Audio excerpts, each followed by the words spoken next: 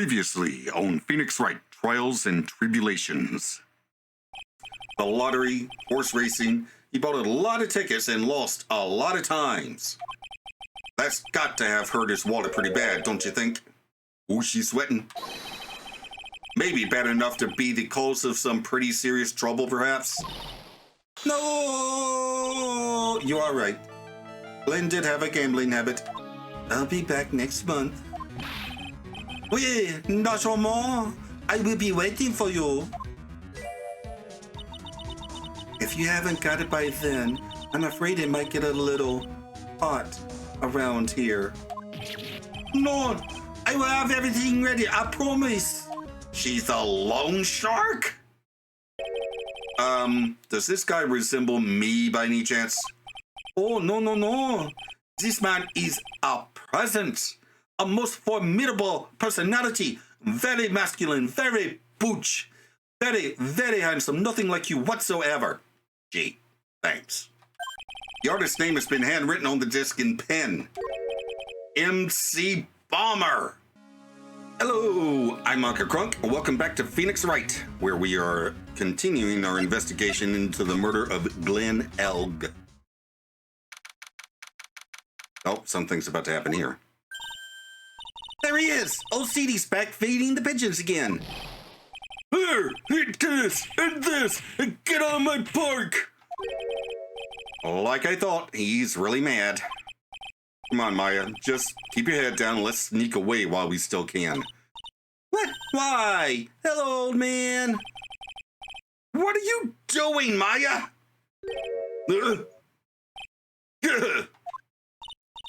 Hey, he just turned his back on us. I'm not surprised. I bet he really hurt his pride in court this morning. Hey, Mr. Kudo! Pigeon. Look, we really need to talk to you, all right? Oh, with the demons, and with good fortune. Ouch! To see chess players aren't that painful. I always knew you were a demon, Maya. Oh well. May as well talk to him. So I'm sorry about what happened in court earlier today. No, you're not. Neither am I. Everyone will be talking about me behind my back now. A dirty old man who was so busy looking at the servant girl's backside. He can't remember her face. A filthy, depraved animal. And? Are you listening to me, boy? I don't care what you say. I saw that waitress put it in. She put some white powder into the young lad's Javicino. We hear you. And another thing, the young layabout was wearing an earpiece on the same side as the lens of his broken spectacles. We're really sorry. So I made a little mistake about the face. So what? I know what I saw, and I saw what I saw, and I know what I know, and I saw what I know. I tell you, I did. Okay, take it easy, please, Mr. Kudo. Don't tell me to take it easy, you spike-eared brat. Take this. Yeah.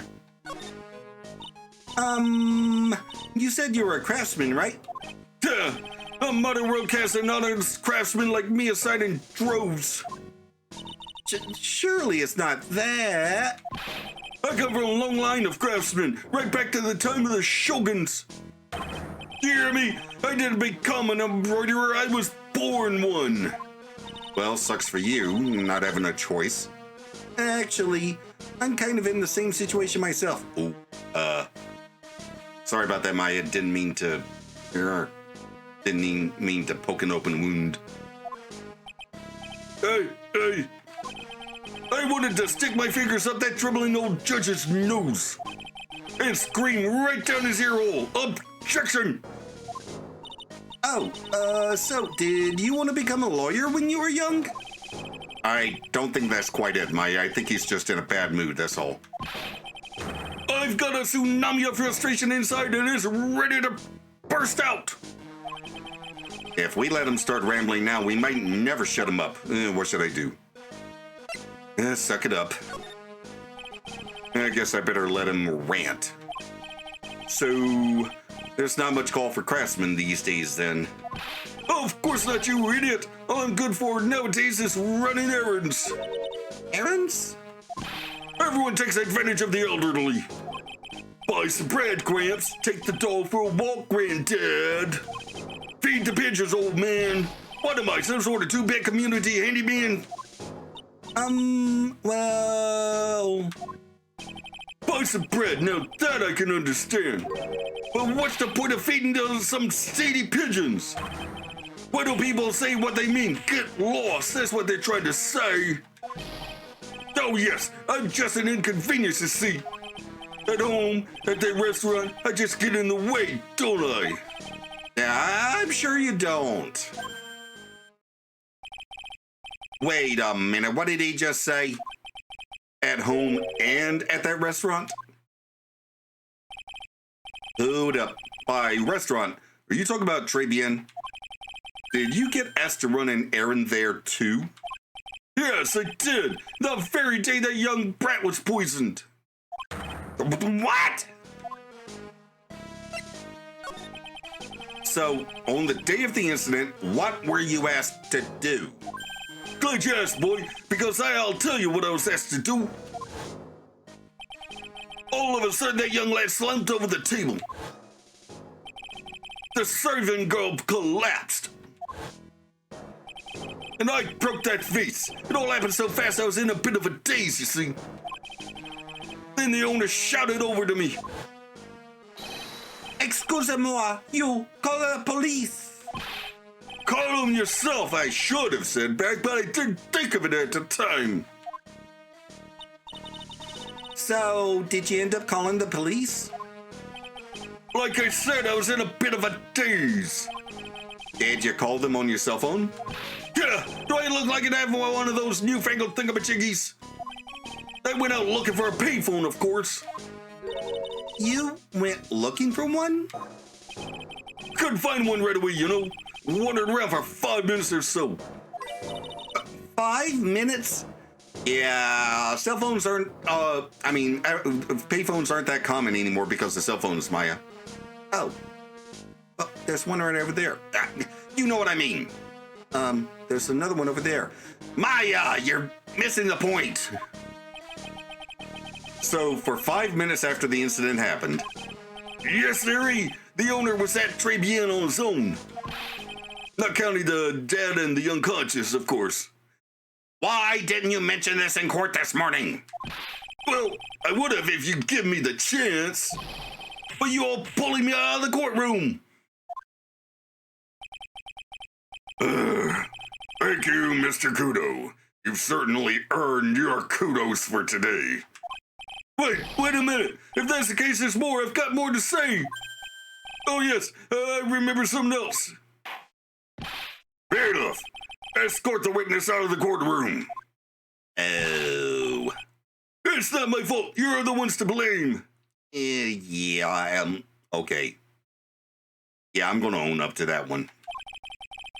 You could have at least told us before we got to court.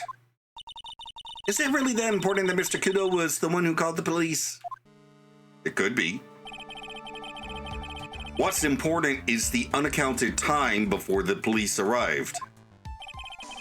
The victim was dead, and Maggie was unconscious. Which leaves that man, alone in the restaurant. Phoenix, she describes herself as a woman. Don't be like that. You're better than that. Mr. Kudo might have been chased out of the place on purpose. Oh, what do you mean? Maybe a certain someone didn't want him in the restaurant. Ah! Oh, sure. You go ahead and say I was in the way as usual. That's not what I mean. I suppose I should have been getting myself covered in pigeon poop instead, huh? We need to get more details about what exactly happened. From Maggie and from Mr. Armstrong. Well, Maggie's in detention. So we'll start with Armstrong.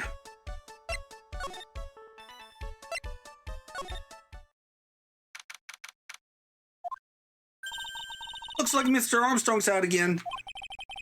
But the place is open for business. You can't have an open restaurant without a chef. Hey, it's not my fault, Nick. Don't take it out on me. Sorry. Only a couple of minutes after the incident happened, Mr. Kudo left the scene, leaving Mr. Armstrong here alone. Missing when we need to talk to him the most. Maybe he's trying to avoid us on purpose? Well, let's go talk to Maggie then.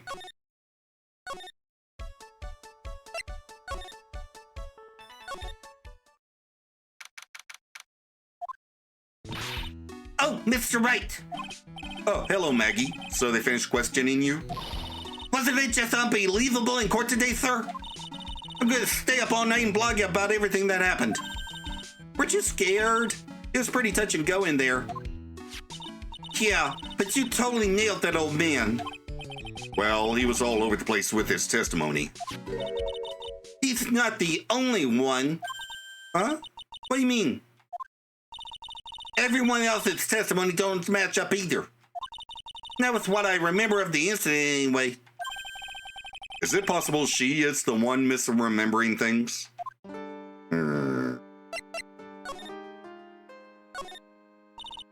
Maggie, you know how you said that everyone else provided testimony that doesn't match up with what you remember? Yup. There are just so many things that don't seem to add up. The biggest contradiction is the other guy I saw at the victim's table. He was the one who slipped something into the victim's coffee. I'm sure it was him. But didn't Mr. Kudo testify earlier today? That's why she's talking about contradictions, Phoenix. That it was the waitress who put some white powder into the coffee cup? So you really think it was this disappearing old man that did it? Well, he's not the only thing that disappeared. The CD vanished as well. Oh, we found that. You know, the CD with writing on it. Oh yeah, the MC Screwdriver album, right? It was MC Bomber, Maya. We just saw the thing. That name was also scrawled on the sports paper. They never did find that CD at the crime scene, sir. Or the victim's medication. That's gone missing too. Ouch, my head. Yeah, this is getting way too complicated for me. You said that you passed out when the victim, Glenn L, collapsed, right? Yes. It was so embarrassing. I mean, I used to be a cop. When I came to, the restaurant was buzzing with police. And before I knew what was going on, they arrested me, sir. So, between the time the victim collapsed and the time the police arrived on the scene, you have no idea what went on at Tribulations? No idea at all. Why? Is it important, Mr. Wright? The other witness, the old man from the park, was pretty much chased out of the picture.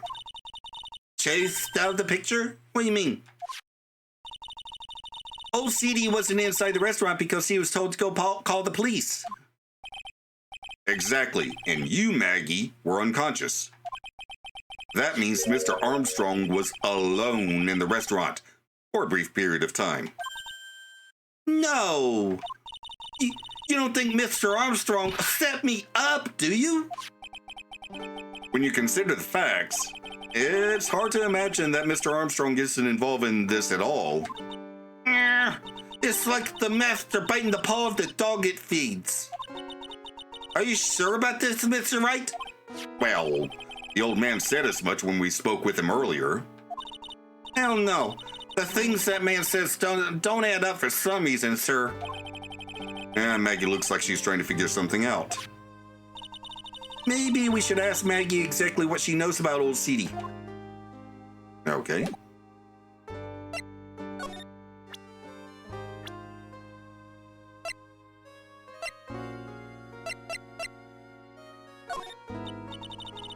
I feel much better after the trial this morning. I've been a bit of a courtroom proceedings advocate for years now. It feels like forever since I saw a witness as slippery as that old man. He's not really that bad of an old man, though. Says you.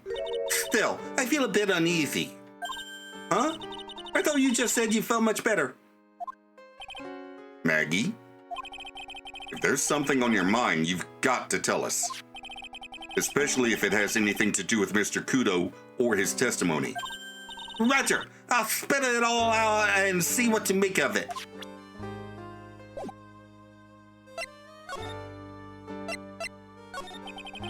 Is there anything about Mr. Kudo's testimony that stood out as odd to you? Well, everything. Actually, yes.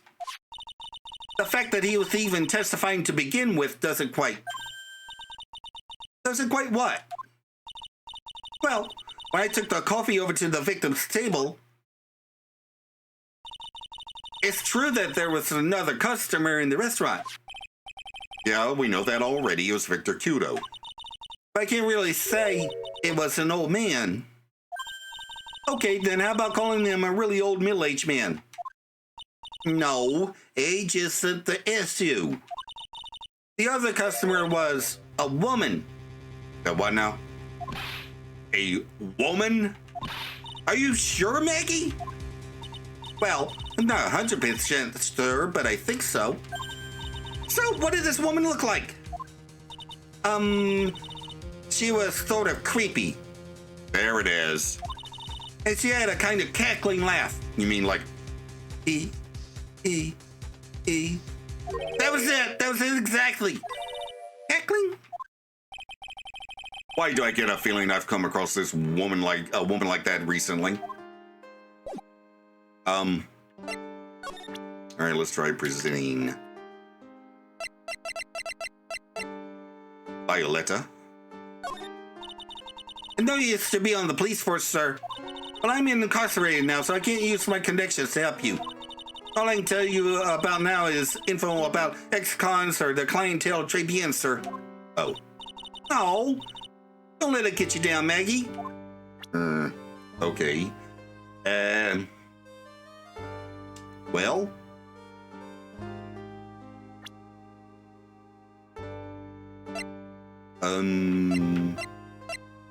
Oh, okay, how about this? Nope. Yeah, but we actually found the CD. Oh, right. Gumshoe's lunchbox. I almost forgot about that. No, actually, I did forget about that. Oh, yeah, I got something you're going to love. Really? What is it? A lunchbox, just for you. Here. Wow, a lunchbox. Weenies, too. I can't believe it. Thank you, sir. Did you make this just for me, Mr. Wright? Nah, it was Detective Gumshoe. Who else would make such a nice lunchbox for you? Detective Gumshoe? He's really worried about you. Looks like he put a lot of effort into making this, too. I can't accept it. Detention's to the rules. No gifts allowed, sir. Hey, come on, Maggie. Don't be like that. The rules are the rules. They'll lock you up if you break them. You're already locked up. Somehow, when the next cop turned waitress says that, it seems a whole lot scarier. And anyway, I ate weenies. Wait, you just seemed excited about it being weenies. It's about Gumshoe, isn't it? Oh, really? It's all yours, Maya. You can enjoy it with Mr. Wright. But... she's right. It's better than letting it go to waste. But... I guess so. Gumshoe's lunchbox eaten with Maya. Well, how was it? But it's a spot. I love weenies. Wait, really? Oh, good. I'm glad I gave it to you then, sir.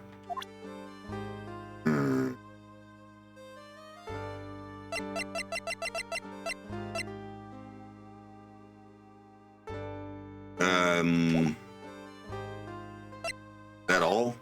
Guess that's all. Okay, well, let's go talk to Gumshoe, I guess.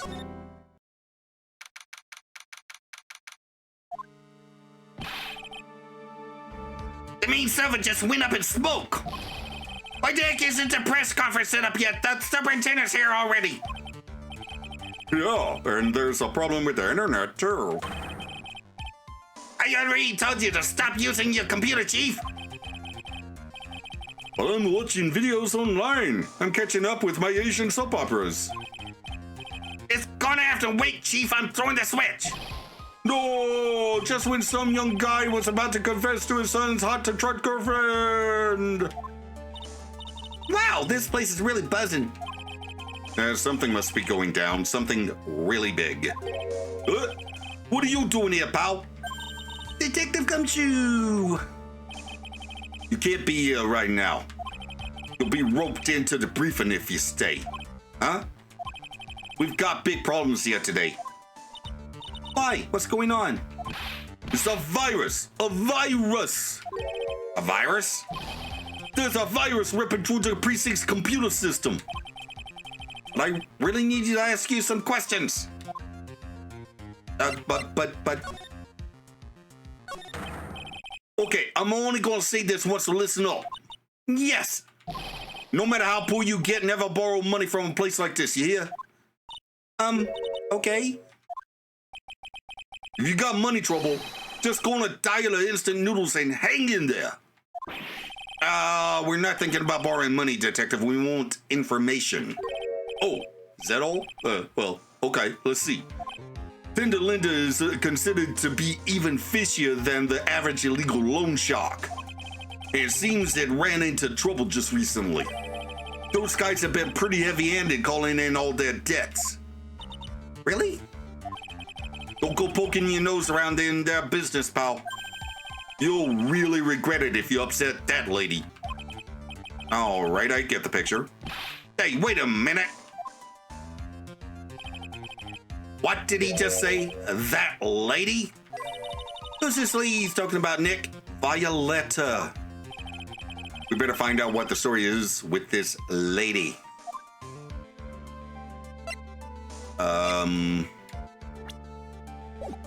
Oh, let's look into the virus first. So, what exactly is a computer virus, Detective Gumshoe? Oh. But look, I just go with the flow, all right, pal? And here I thought detectives were supposed to be somewhat knowledgeable. What with that face, pal? You think you know what a virus is? Well, Nick, do you?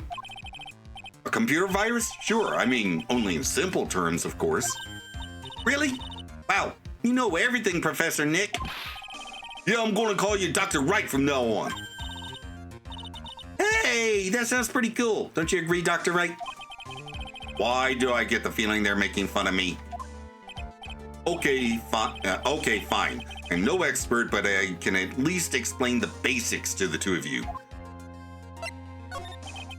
A virus is a program that gets inside a computer and causes damage.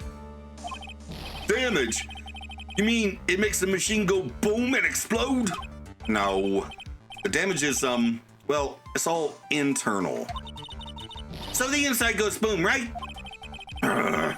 Imagine all the case data you've got stored on your PC here in the station.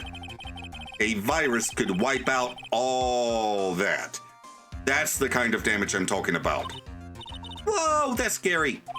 Yeah. What's even more scary is that viruses are infectious, hence the name. Infectious? Most computers are connected together on a network, right? A virus can move from one machine to another over the network. So the virus just keeps spreading faster and faster. Just like a real virus, huh? But Nick, why would anyone want to make a program like that? Jill, it takes ages to type in all that data. Why would you want to destroy it, pal? No, people don't infect their own machines. They send the virus to someone else's. What? That's horrible. Oh, I get it. It's like you sneezing on Mr. Godot so he catches a cold. Right. Then he wouldn't be able to turn up in court because he'd be too sick. You really shouldn't do stuff like that, Nick. It's wrong. What? When and why did the conversation jump to talking about me? Anyway, That's what a computer virus is. A bad program that causes damage. And all the different viruses have names, right? I kind of feel like I've heard the name of the virus we've called somewhere before. Was it Melissa? Or I Love You? I just showed my age. The name of the virus, huh? I feel like I've heard it before, too. MC Bomberman. Or, no, not MC Bomberman.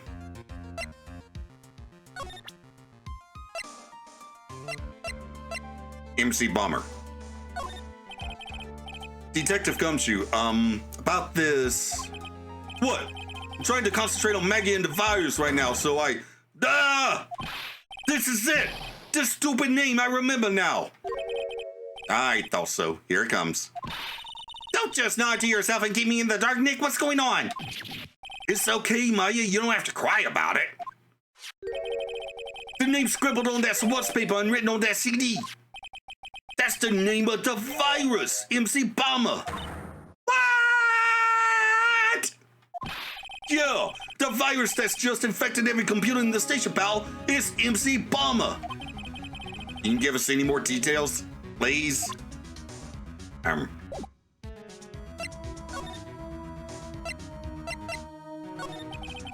We already knew about the MC Bomber virus from a while back. A group of criminals issued a series of demands to the head honchos of law enforcement. They threatened to release the virus if the demands weren't met. Who are they? Oh, some hotshots from the criminal underworld would be my guess. And now the virus has been released, huh? Yeah, it's in every computer in every public office in the city. Everyone's going nuts. They're hopping around like they're dancing at a carnival. All this stuff with criminals and viruses, it almost feels like we're in a sci-fi movie. Apparently, the programmer who made the virus was a real genius or something. The focus right now is on tracing the root of this virus on the black market. You mean someone put this virus up for sale? Yeah, and because this one's so powerful, they're estimating this price tag was in the millions of dollars, pal. In the millions? A virus can be worth that much?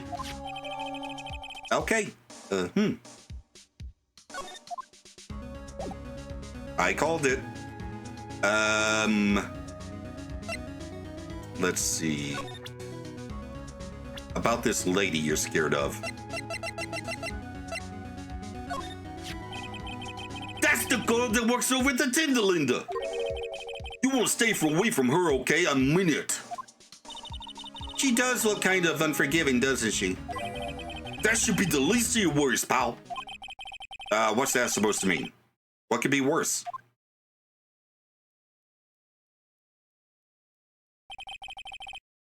Her name's Viola Cadaverini.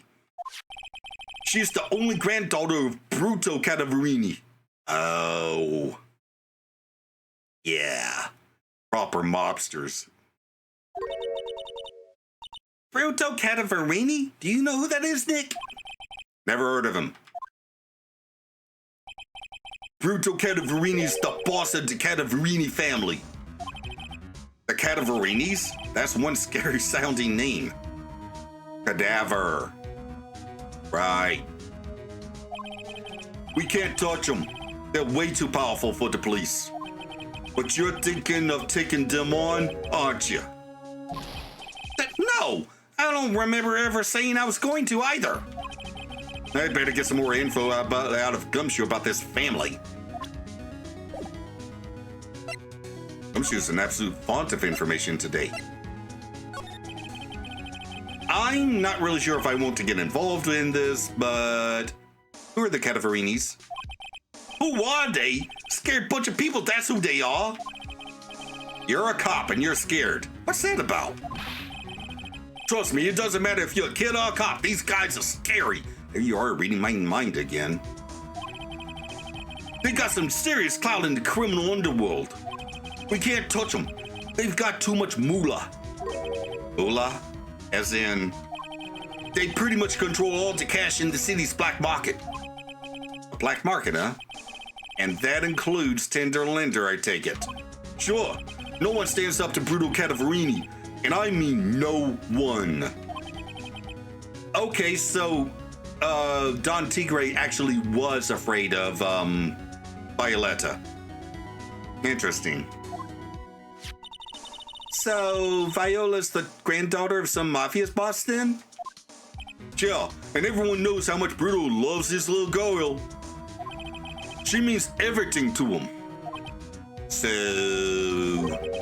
how did she end up at Tinderlander? I don't know, pal. But I heard she and the boss at Tinderlander are pretty tight. Tight? That's what it said in a file I read related to Maggie's case. Sounds like a pretty important clue. Ah! I can't believe it! I almost forgot the most important thing. And that is, you know, the lunchbox. How'd everything go? Lunchbox, you say? You remember? The weenies? I hate weenies. Yeah. Those weenies. So, how'd my weenies taste when they went down to hatch? Huh? Well, it was delicious. Yeah, that's what she said. Really? Well, not. Don't worry about it, pal. I figured something would happen, so I came prepared. Prepared? What do you mean? I made a jumbo lunchbox. Oh. Do me a favor again, huh, pal, and deliver this? This sure is a heavy burden, in more ways than one. I can just imagine Maggie's little eyes sparkling with joy when you bring her that. Weenies. Again, Nick? Don't tell me I would. Yeah. Don't tell me we have to eat all these too. Apparently. Fills the stomach with love and plenty of weenies. I really can't eat anymore. All right. I think that's everything with him. Right, we have to go back to the detention center to go to Tribune. Let's see if Armstrong's back. Is not. Okay, now where?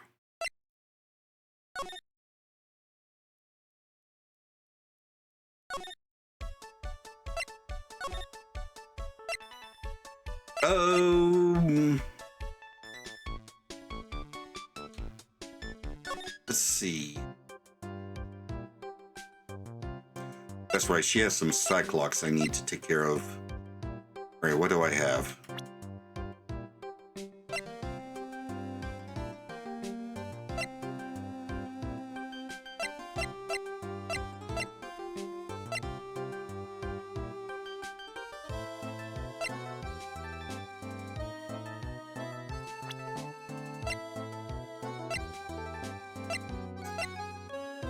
Oh, right, we hadn't met him yet.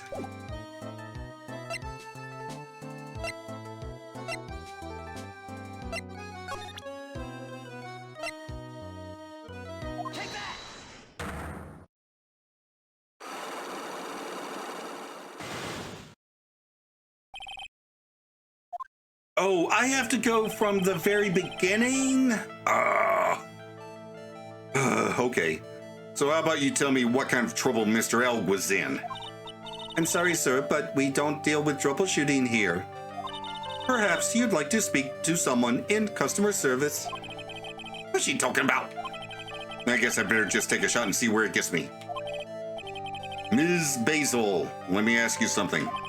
Did Mr. L's troubles have something to do with... And where'd it go?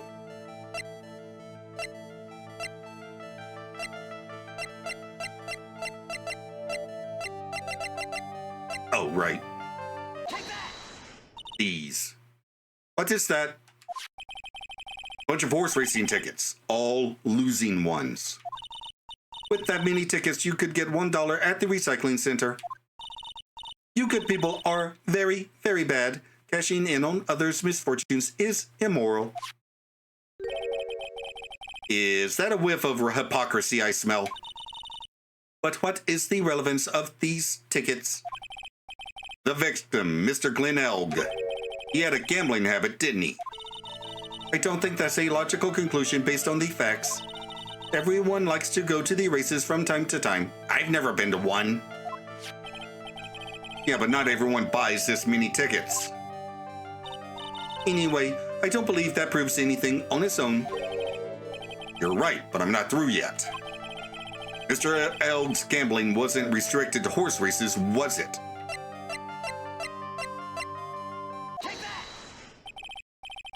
The lottery, horse racing, he bought a lot of tickets and lost a lot of times. That's got to have hurt his wallet pretty bad, don't you think? Maybe bad enough to be the cause of some pretty serious trouble, perhaps? No, you are right. Glenn did have a gambling habit. You good people must not follow his example, do you understand? Trust me, even if I wanted to, I don't exactly have the money to buy any. But if you win, there's no problem, is there? And Glenn had a winning ticket, didn't he? For $500,000? Yeah, but... It's hard to imagine how he could have been in trouble then, isn't it? It's true that Mr. Elg won $500,000 in the end, but that was his first stroke of good luck. He was in deep trouble before that. Deep trouble? What do you mean? Mr. Elg's real problem was with someone or something more terrifying and ferocious. Now, this guy, Furio Tigre, the boss of a loan office called Tender Lender. Tender Lender. People with businesses should think harder before naming their offices. You named your business after what happens when a computer crashes. Well, a Windows PC. Like, exactly. Like you're one to talk. Well, what do you think? Our firm is doing very well at the moment. I don't think we need to borrow money. That's not what I mean. I mean about Mr. Elg. You think Glenn had something to do with this Furio Tigre? Yes. I'm sorry, I don't know of any connection between the two of them. Really? Because I've got proof that Mr. Elg and the tiger knew each other. Okay, back to evidence.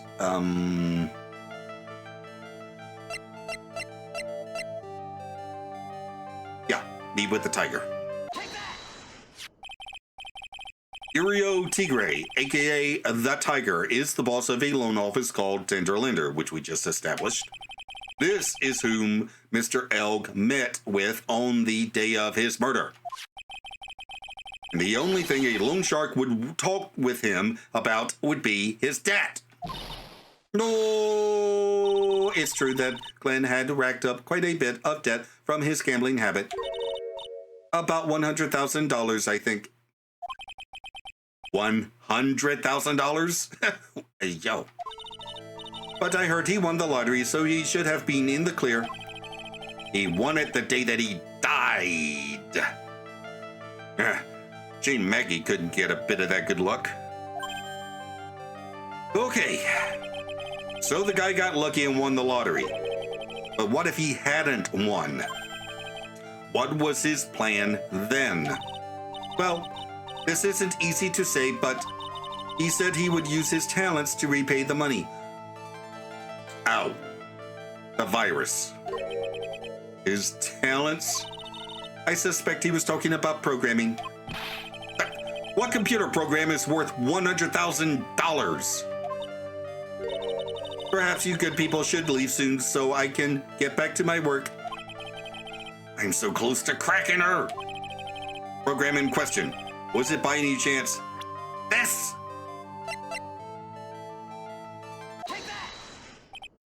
Well, this is it, isn't it?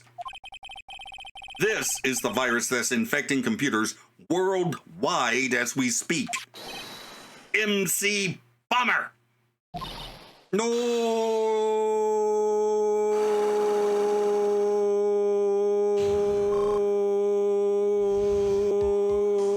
Glenn's head had more processing power than any computer. but it hadn't been infected with a gambling virus. Glenn was in too deep. You mean he was in debt? Yes, $100,000 in debt. Not an easy amount to repay. So, he said he was taking on some extra work, something a bit risky. Risky? How? Maybe he was going to become a waitress at Tribune? Where do you come up with these ideas? So it's safe to say Mr. Elg was the creator of this virus, huh? The MC Bomber virus? Yes. It was a work of genius, in a bad sort of way, of course, but still genius. Something like that would probably fetch several $1 million on the black market. Inconceivable! Gumshoe was right for a change. This date, December 3rd, that is marked on his calendar. That was his deadline for repaying his debts. Okay, a computer virus made by Glenn Elg, potentially worth millions of dollars. I guess we won't be needing these horse racing tickets anymore. Use the trash can, Nick!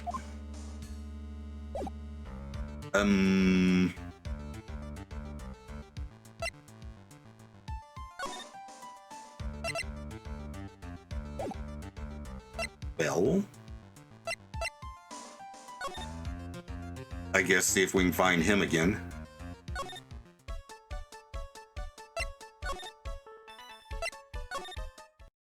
Nope.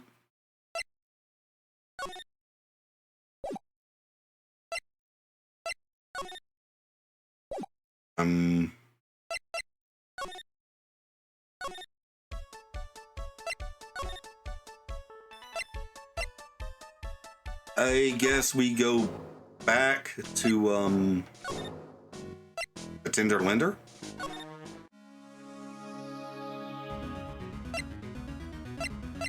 Oh, right. She has Cyclops.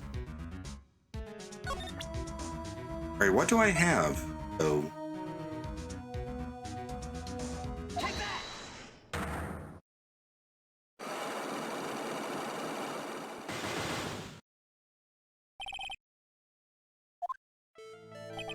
You said that the bandage around your head was from an operation? You also said you suffered a fatal injury to the head, correct? Yes. The operation was very difficult, apparently. Now, by fatal injury, you mean you were hurt very badly somehow, right?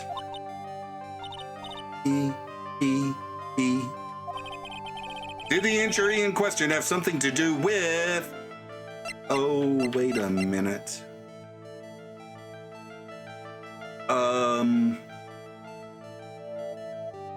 Oh. Well. Donuts? Huh? I baked them myself. Homemade donuts. Have one. What's inside? Jam and... I'm sorry, but I didn't quite catch that. Damn it. Thanks, but no thanks. I think I'll pass. Okay, that didn't work. Crap.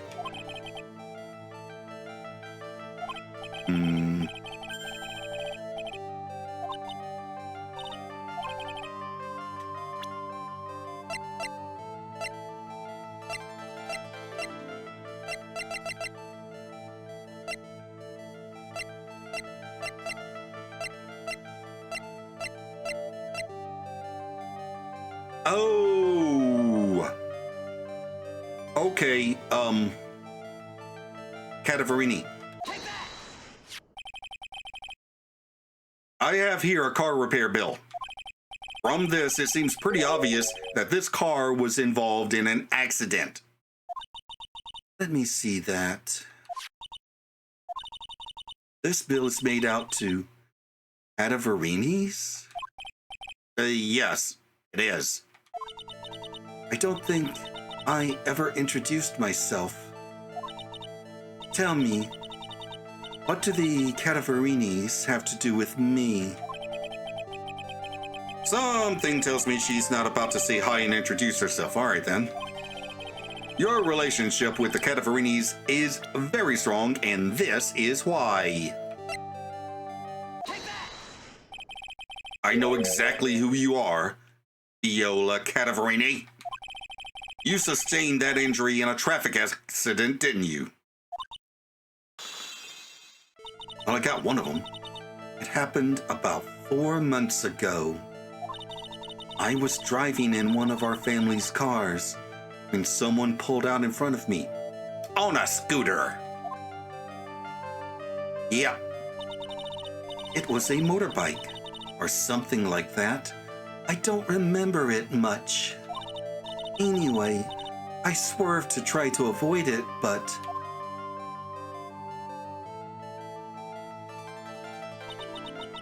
I took a blow to the head, a bad one. Yeah, I can imagine. So what happened to the person on the bike?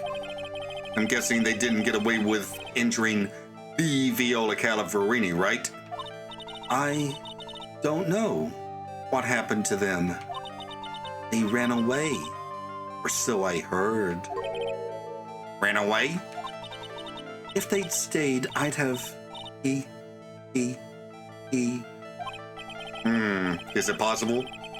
Could the person who committed the hit and run have been... Furio Tigre? It was this man, wasn't it? He was the cause of your accident. It wasn't Don Tigre. I refuse to believe it. Oh. We collided, a motorbike in my car. But Don Tigre isn't injured at all, is he? It was the tiger who caused Viola to crash. I can feel it. Plus, one of her locks just broke, so she must suspect it was him too. I'm sorry, Ms. Cataverini, but I have proof that the tiger was involved in a traffic accident on his bike. Okay, now I present the scooter.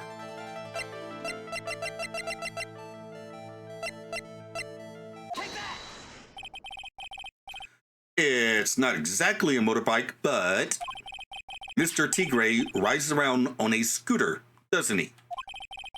You'll notice that the front wheel guard is badly damaged. Ms. Cataverini, you know the truth, don't you?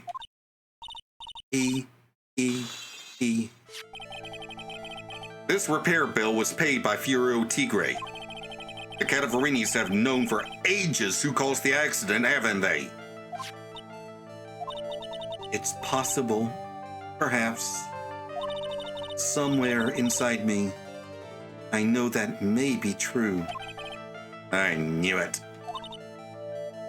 But Don Tigre still saved my life. The operation was very complicated. It was very, very expensive. How much we talking? Very, very, very expensive. She seems kind of hesitant about giving me an actual figure. I should back off. Well, anyway, it was the tiger who paid for it, right? After I recovered, Don Tigre told me. He said he paid for the operation because he cared about me. I believe him. Really? Do you honestly believe that to be true? You want to know what I think? I think the reason he paid for the operation wasn't because of you, but someone else. Oh, we're going to present him twice? Yes? Ooh, this is a big one too. 3 hearts. Perhaps I shouldn't be saying this, but your grandfather, Rudo Cataverini, controls a lot of dubious cash, right? And you are his beloved pride and joy. Sure, I don't know exactly how much the operation cost, but you weren't the granddaughter of Mr. Cataverini. You think Mr. Tigre would have paid the money? $1 million. Damn.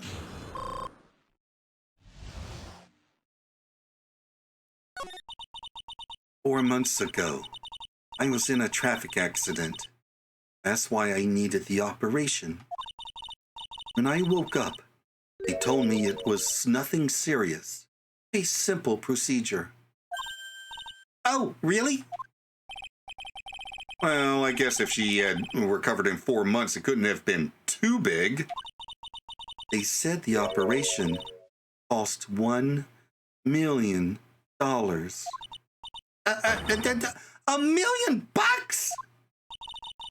My grandfather ordered Don Tigre to pay $1 million in compensation." Compensation, huh? It's underworld lingo for paying money to settle a score. Basically, pay or get into some serious trouble. But $1 million? This has to be related to our poisoning case somehow. I wanted to believe him. I wanted to trust what Don Tigre said. He said it had nothing to do with my grandfather being Bruto Cataverini.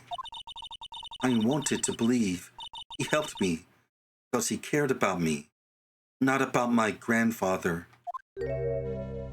Oh. But I knew that wasn't really true. Wow. I'm so sorry. What he did to get the money was evil. He said it was all for me, so I helped him. You helped him? In what way? Here, take these. What are these? Medical papers? I'm Bruto Cataverini's granddaughter. He had to pay compensation. He was made an offer, simply couldn't refuse.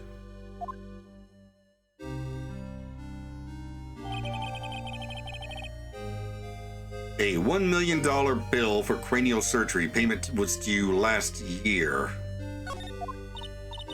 Wow, I feel so bad for Viola. It's inexcusable. Huh? There are two things that I consider inexcusable: poisoning and betrayal. Only a coward would hurt people using either of these tactics. Is everything all right, Nick? We should get going. Right after we finish our espresso. Yeah. I won't need to convince Viola of anything else, so I guess I can get rid of this. Repair bill thrown into the trash. Okay,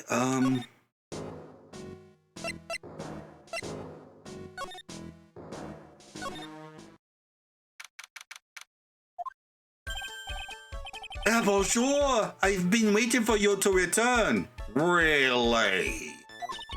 Mr. Armstrong! Good timing. I was hoping to find you here. We'd like to ask you a few questions. Well, here's you got anything to say to you fellas? I knew it. Ah! It's Zinniop! Who you calling Zinniop? Ah! Alpha Maya under the table already, Maya. Okay, hand it over. The what? You just want to play games with me? I don't recommend that. The medical papers, no. Uh-oh, I think he wants Viola Cataverini's papers back. You mean this? The $1 million medical papers? Ms. Cataverini trusted you. That's why she said that she helped you. Forget about it. That girl's dumber than an eggplant. You just want to know what's sad? I'll tell you what's sad. And it ain't only your face. She thinks she's got power because Pluto's little girl. Now that's sad. I can't let you have these papers. Tomorrow in court, I'm going to expose what you did to get the $1 million you used to pay this off. Are you crazy or something? I don't care if you want to give it to me or not. There's two of us here. You got that? Two. Oui. Mr. Armstrong? Forgive me. Désolé, I cannot argue with him. Well, crap. Ah! That really hurt. Is that all you got? I'll be taking those papers now. Armstrong, get that lighter. Wait! Don't take it too hard, Phoenix Wright. That was so stupid. I shouldn't have let my guard down. Those medical papers were vital evidence. And I'm unconscious. Hold it, pal! Gumshoe! Detective! You think you're going to stop me, copper? Beat it! Whoa! Come on, Gumshoe. Keep it together. You guys, get out of here. Leave this guy to me. But go, pal, and take this. If you get hurt, who's going to look after Maggie, huh? Ah! All right, thanks, Gumshoe. Bye. Wait, Nick, look, don't leave me behind. That's the second trial in 3 games. The first one and this one, where he rode in and saved the day. I'll get even with that guy tomorrow in court. Tender Lender is going down. To be continued in the next episode. To the outro! Yay! Gumshoe. And Gumshoe saves the day. Handy guy to have around when someone wants to clean your clock. So, Tiger killed Glen Elg, and Viola helped him do it, probably by posing as a waitress and making sure Mr. Kudo saw her put some white powder into a cup of coffee. Then they make a scene, get Kudo to leave the building, and actually kill Mr. Elg. Somehow. I mean, what Kudo saw clearly isn't what actually happened. The earpiece Elg was wearing was on the wrong side, for one thing. Okay, I actually have no idea exactly how they did it, but they did it. Oh, and Armstrong gets an accessory as well. Anywho, we'll get to the bottom of this at the trial next time. In the meantime, up here's a playlist of my Danganronpa Goodbye Despair playthrough, and down here is a video that YouTube recommends. Also, if you'd like to help support the channel and get videos a week early, we have channel memberships available. Thanks for watching, and I'll see you in the next video. Bye!